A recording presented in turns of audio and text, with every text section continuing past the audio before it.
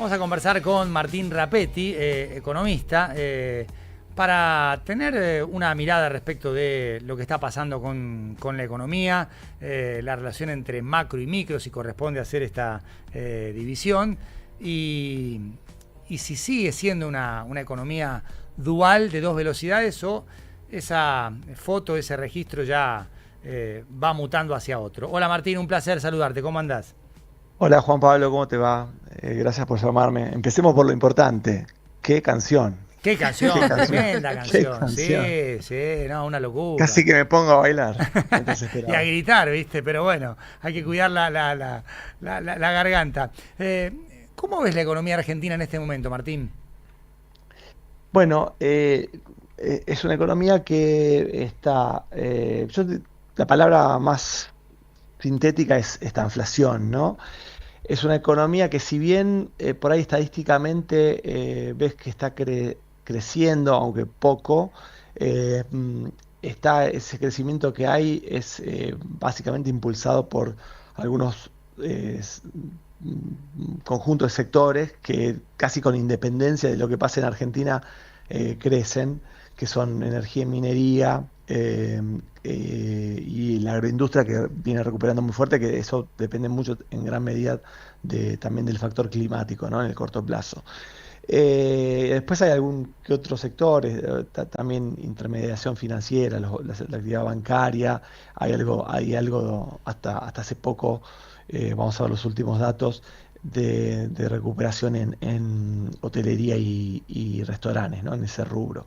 Pero después cuando uno mira los sectores que son los sectores, digamos, estructurales, en el sentido de el grueso de la actividad, que podríamos decir son manufactura, industria, ¿no? Ujú. Construcción y comercio, están muy alicaídos, están tan en contracción. Y eso se combina con una inflación que bajó fuerte desde así el fogonazo inflacionario de la segunda mitad del 2023 y el primer trimestre del 2024. Bajó fuerte y después está a mediados del año pasado, se estacionó en una zona de entre 2 y 3% mensual. Hay diferentes mediciones de la inflación, pero digamos, grosso modo, lo que podemos llamar la inflación subyacente está arriba del 2% en 2,4, 2,5%.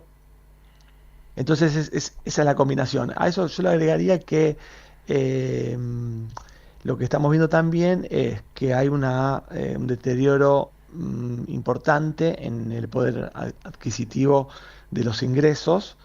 Eso está caído. Uno cuando mira, nosotros miramos a un universo de 14 millones y medio de personas que son los trabajadores del sector privado formal, los trabajadores del sector público, las amas de casa formalizadas, las trabajadoras de servicio doméstico que están Ujú. en relación de dependencia, y todos los jubilados, que entonces ahí tenés 14 millones y medio de personas que perciben ingresos, de los cuales hay registro contable, digamos, por parte del Estado. Ese universo tiene una pérdida de poder adquisitivo de entre 11 y 9%, depende qué indicador de IPC uses, Ujú. de inflación uses, comparado con los primeros 9 meses del 2023, ¿no? Antes Ujú. de que hubiera el fogonazo inflacionario. Entonces, eso convive también con otro problema que está emergiendo y se está notando con más nitidez, que es esa pérdida de poder adquisitivo. Buena parte de las personas la intentaron compensar con crédito, ¿no? Con la toma Sí. de crédito para pagar, para mantener el nivel de vida, o no, o que no cayera tanto, y por la suba de las tasas de interés y por la pérdida de empleo o por la pérdida de poder adquisitivo, ahora esas deudas bancarias están teniendo dificultad en repagarlas, y la mora ha crecido mucho.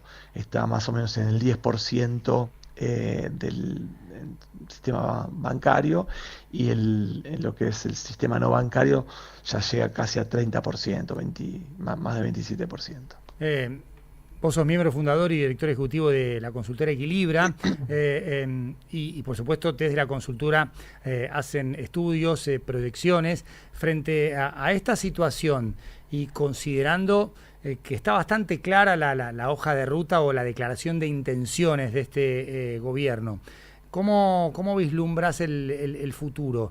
¿En algún momento bajará la inflación ante este escenario que vos describías de esta inflación? Y por supuesto, dentro de las variables importantes está el tipo de cambio.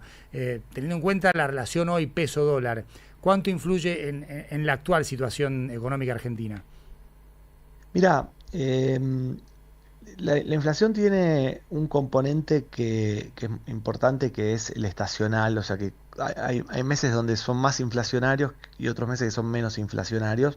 Por ejemplo, marzo, el que estamos atravesando ahora, es típicamente bastante inflacionario porque ahí es cuando comienzan las clases y ahí el precio de la educación, del servicio de educación sube porque se ajusta después de varios meses de no haber, por ejemplo, haber pagado cuotas en los colegios privados, por ejemplo, ¿no? O porque se lanza la campaña de otoño-invierno en ropa, entonces ahí se salen al mercado la ropa con nuevos precios. Entonces, seguramente marzo va a ser un mes que comience con 3 adelante, ¿no? O sea, 3, Ujú. algo seguramente sea. A nosotros medimos desde Equilibra semanalmente unos 130.000 precios de la economía y con eso más o menos anticipamos el dato que puede dar el INDEC. A nosotros ese relevamiento de precios nos está dando 3,1, 3,2. Eh, Ahora, después vienen meses que son un poco más tranquilos en materia inflacionaria. Entonces yo creo que seguramente en mayo en abril y mayo, sobre todo en mayo, va a caer de este nivel tan alto que puede ser marzo.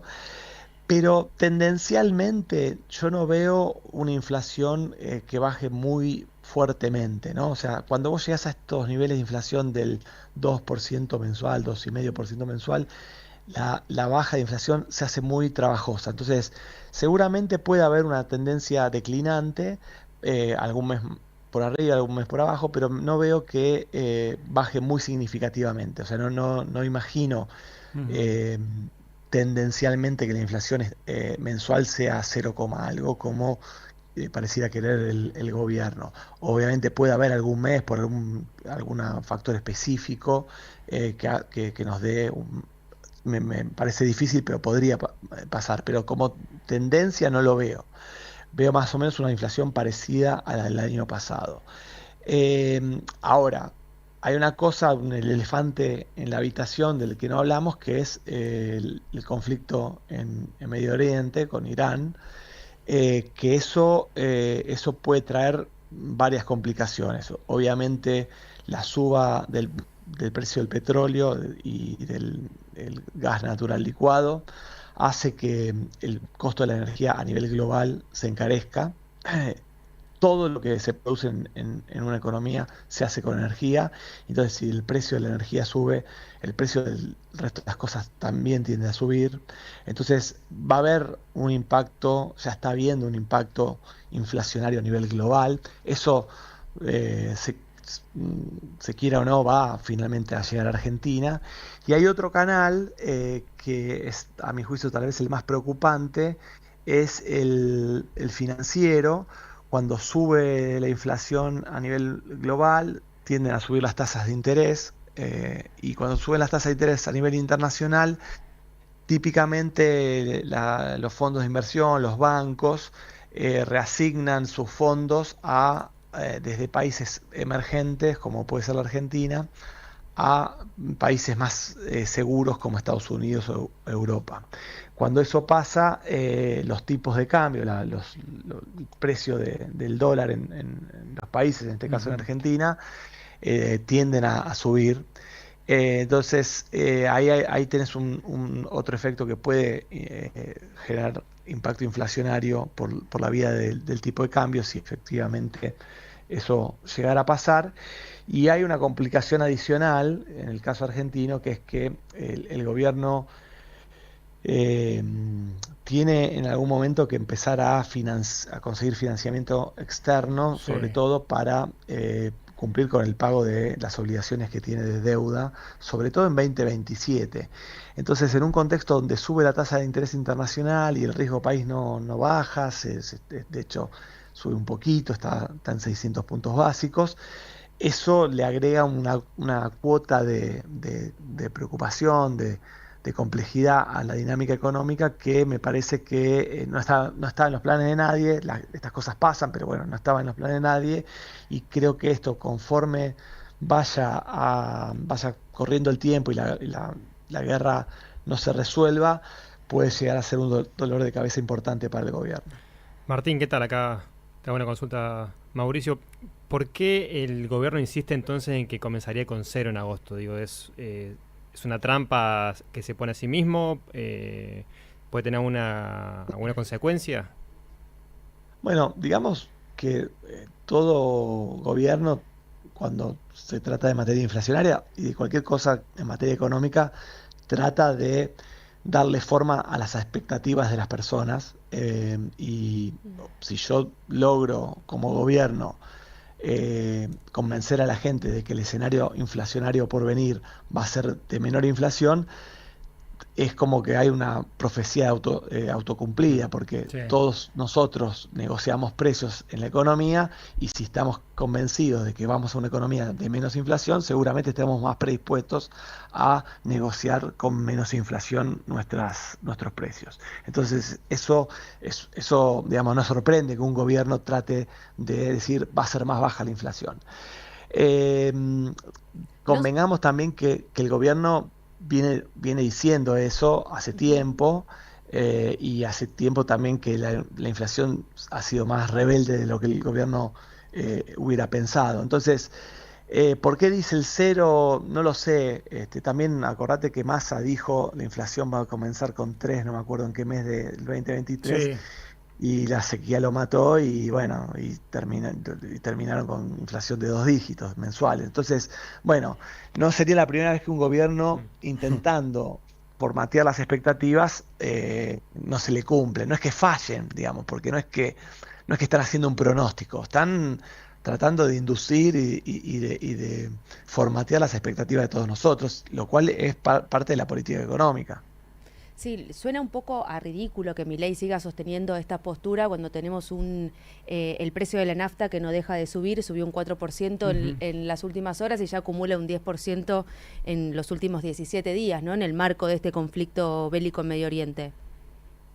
Bueno, no es que lo quiera defender, ni mucho menos, pero él me parece que dijo esto ahora no tengo el registro, pero cuando dijo lo del cero, creo que lo dijo antes de la guerra, y si no me equivoco, en una entrevista reciente dijo, bueno, podría ser Podría, sí, sí, cero en sí, sí. agosto, Sí, ya le bajó el la de precio. ayer dijo podría. Sí, sí, le puse el Claro, potencial. y dijo, si no es en agosto, va a ser. Entonces, bueno, digamos, está haciendo la tarea que todo gobierno tiene que hacer, que es intentar bajar la expectativa inflacionaria. Yo, haciendo mi tarea de analista, digo, lo veo muy poco probable. En tu tarea como analista, ¿ese podría terminaría con qué índice?